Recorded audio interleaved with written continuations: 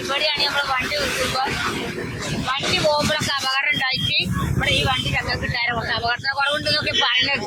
നേരെ മൗലവിമാരൊക്കെ വന്ന് കണ്ടിട്ട് അപ്പൊ ഞാൻ ആദ്യമായിട്ട് കാണുകയാണ്, ആദ്യമായിട്ട് സ്ഥലം കാണുകയാണ്. ഞാൻ ഇവിടുത്തെ ആദ്യമായിട്ട് വരികയാണ്. എന്റെ ജന്മത്തില് ഞാൻ ഇപ്പൊ ഇന്നാണ് ഇത് കാണുന്നത്. ഇപ്പോഴാണ് എനിക്കൊക്കെ അവസരം കിട്ടിയത്. ഈ അവസരം ഞാൻ പായാക്കാതെ ഇതുപോലെ കാണുക.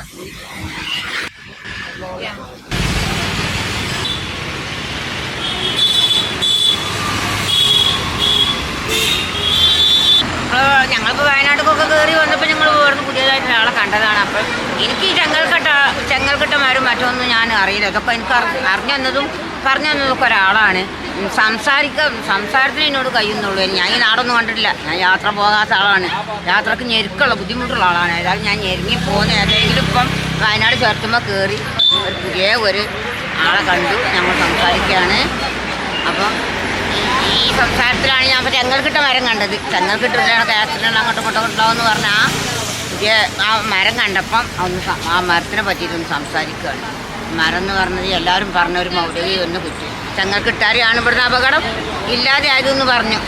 അത് ശരിയോ തെറ്റൊന്നും നമുക്കറിയില്ല. ഇനി നമുക്കിവിടെ വരാനും ഈ എല്ലാവരും വീഡിയോ എടുക്കാനൊക്കെ ഉള്ളൊരു അവസരം